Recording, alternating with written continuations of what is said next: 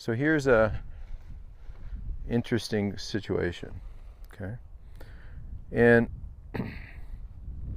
say the shot would be easier from here than it would be from a grassy spot. So if I'm trying to hit a little shot, kind of under those limbs above that grass, might look like that, okay? See, that was a de-lofted, low, kind of a spinny shot. Now, why would that shot, guys, be easier on the dirt than when the ball's perched in the grass? What do you think? Okay, contact, exactly. So the grass acts as a lubricant. That lubricant, you know, basically blades of grass are just bags of water. When you pinch between metal and the ball can scoot up that face. So it's a little trickier here, and I probably should have said bring towels because the clubs will get a little dirty. But again, if you guys kind of swing around in front of me here, I kind of want to go through this. And this is a lesson, it's kind of a bit of a Harvey Penick story, because a guy walked in the golf shop, it's in his book, walked in the golf shop all frantic, his golf swing was a mess. Harvey was a club pro, he wasn't just a teaching pro. He had stuff to do. He said, I'll see you tomorrow morning. Guy's like in a panic.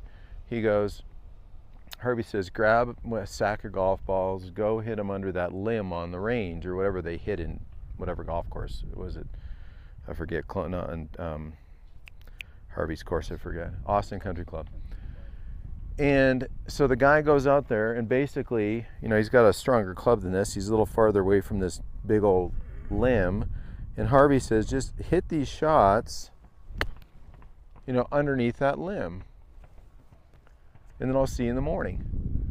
So the cool story about it is now that, as Harvey says it, when I saw the guy was fixed. Because on his own now, rather than something that was flippy and over accelerated with the hands, what you'll see now, guys, is here's me, and you know, you see Coach Jim in a readiness, moving around. Now if I hit this thing with a, you know, with a vertical shaft, a flippy situation, I could hit it way up into that tree. Okay, so what I want you guys doing is, let's go ahead and see, you know, and again, if it gets greasy, go ahead and wipe it off. Can we use our pivot to deliver a stronger loft, to maybe flight it underneath this limb?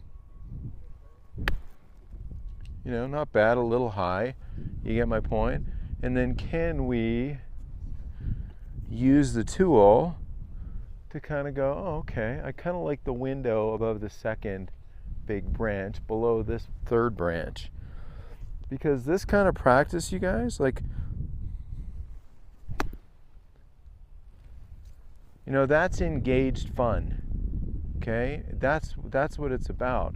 And then if you have a little action on it and you're talking crap with your buddy, picking a window, can you learn how to pivot a strong face underneath it with a lofted golf club?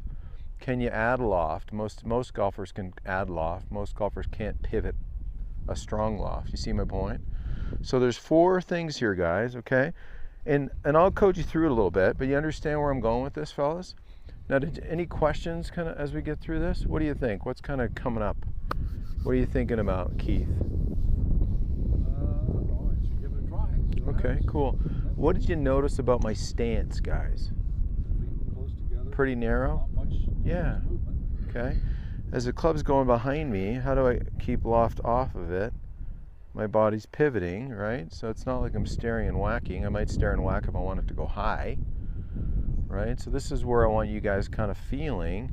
Can you feel the rhythm of the club in your hands as that weight plays against those hands?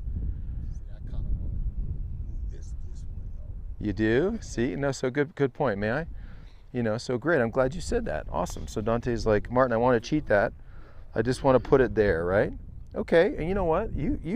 This could work, right? So for all the tea in China, if I had to kind of rope one underneath that limb to that flag with this golf club, I would probably do this. I would probably shut the loft down, aim a little to the right, you know, and punch one. That wasn't bad, wasn't hard enough. You get my point? But here's the thing, guys. Can you creatively make an outcome? That's why I brought you over here. I could go have you chip by a green, boring. Can we play around and creatively figure it out? Now, in your case, Dante, can we do it from a kind of an orthodox place to see if, like, watch when I change direction, okay?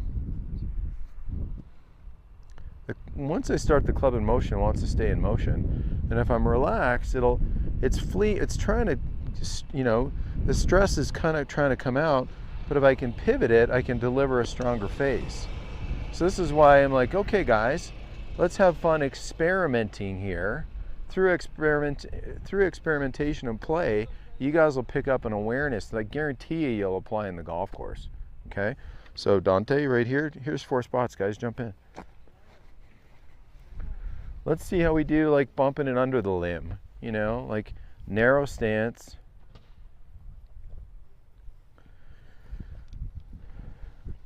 The tighter the lie, the easier it'll be. You know, I would totally expect miss hits, no big deal. Narrow stance, flary feet. Elevate that club, waggle, waggle, guys. While you're waggling, take a look. Hey everybody, Martin Chuck here. Thanks for watching the videos. I really appreciate it. Remember to like and subscribe and share with your friends. We've got a ton of great content for you on YouTube. And if you really need help with your swing, you can see me in person at my Tour Striker Golf Academy at tourstriker.com. Now, if you're remote and you really want help with your swing, check out Tour Striker Plus. The link is down below. And we'd love to help you with your golf game. I came over here and I drove over and I'm like, you know what? I'm going to do the Harvey Penick kind of thing with these guys for a bit. My mistake was I didn't have you bring a towel. Because now when you try to flight this down with greasy face, you can't help but have it pop up more. Right. You know what I'm saying? Okay, so we won't do this too much longer, but because we don't have a clean enough golf club for to take this, to get good spin.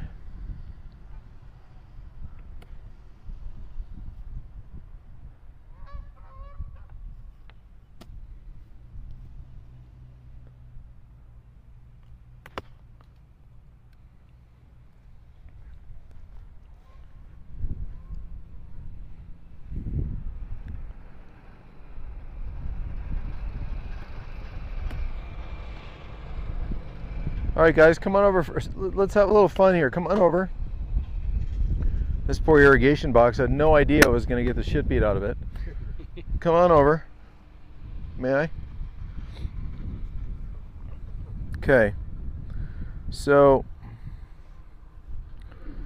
watch. I'm going to hit 2 shots. Okay.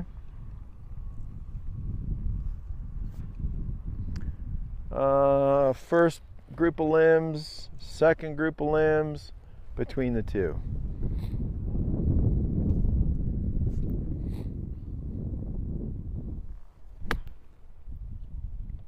Needed more speed, but good trajectory. Yeah, but do you see the launch angle wasn't bad? Just needed a hint more energy, right?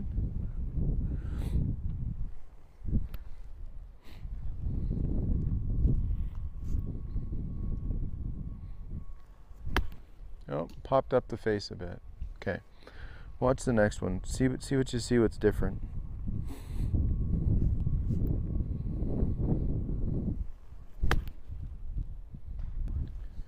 What was different? My eyes were closed. Okay, so why were my eyes closed? Because I want you guys to feel the weight of the golf club. I don't care if you miss. I don't want your eyes to be like laser locked on something. Good players look at a golf ball, they're aware of it, but why do they hit it mostly in the middle of the face? Because they know, their hands kind of know where the thing is. They know where the feel and the weight of the golf club is. It's not something they have to stare at.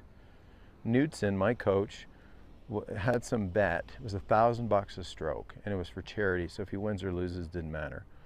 He walked up to every golf ball at Glen Abbey, where they held the Canadian Open for years, got to set up over it and close his eyes and hit it. He shot 68 from the blue tee with his eyes closed. So he shot 68 with his eyes closed, no joke, no pun intended either, right? Because to him, it wasn't about stare and hit. It was about what's the weight feel like, and what's the rhythm of that weight, and where is it going? Okay, so see how we can look at this a little differently? That's a joke, because I don't want you to look at it. I want you to see now if you can kind of pick a window, get the ball to take off sort of decently. What'd that feel like? Close your eyes. Can you duplicate that feeling? Because that's what good players do. They casually look at a ball. They don't glare or stare. It's an internal thing. It's just a feel. You know, you walk into it, you got your idea of what the feel is. You walk up, you aim, you take a look, you have this feeling, you hit it. Hopefully the feel is what it translates and the outcome's what you want.